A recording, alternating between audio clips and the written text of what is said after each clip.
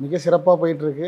வாழ்க்கையில மறக்க முடியாத தருணங்கள்லாம் நம்ம வந்துட்டே இருக்கு ஒரு ஒரு நாளும். ஓகே. இப்ப பார்த்தீங்கன்னா, ஒரு சாதாரண ஒரு எளிய குடும்பத்திலேருந்து நான் வந்திருக்கேன். அப்படி இருக்கும்போது எனக்கு ஒரு வாய்ப்பு குடுத்து, இன்னைக்கு சோழிங்கநல்லூர் சட்டமன்ற உறுப்பினரா ஆக்கி, இன்னைக்கு சட்டசபையில போய் நான் உட்காரும்போது ஒரு மகிழ்ச்சியான ஒரு தருணமா இருக்கு. ஏன் சொல்றேன்னா, நாங்க அந்த வழியா எத்தனையோ வாட்டி ட்ராவல் பண்ணியிருப்போம். வண்டியில போயிருப்போம், ஆட்டோல போயிருப்போம், கார்ல ஓகே. போயிருப்போம், பஸ்ல போயிருப்போம்.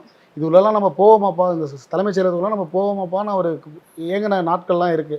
இன்னைக்கு எங்க தலைவர் தளபதி அவர்கள் மூலியமாக இன்னைக்கு வந்து உள்ள போய் உட்காரும்போது, அமரும்போது ரொம்ப மகிழ்ச்சியா இருக்கு.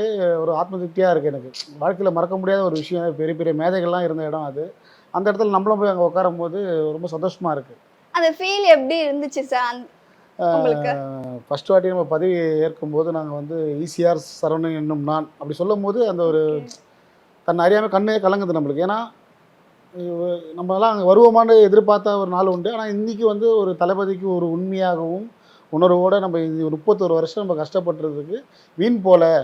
நம்ம வந்து கரெக்டான நபர் கூட தான் இருக்கிறோம். தளபதி கூட தான் உண்மையா இருக்கிறதுனால நம்ம இந்த இடத்துக்கு வந்திருக்கோம். அந்த உணர்ந்தேன் அந்த இடத்துல.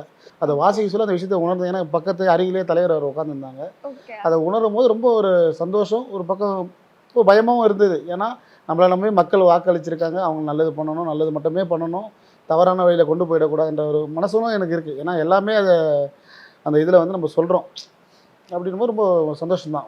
ஆச்சி மசாலா. எந்த சமையலும் ருசி தேடும் ரகசியம் 20 ரூபாய்.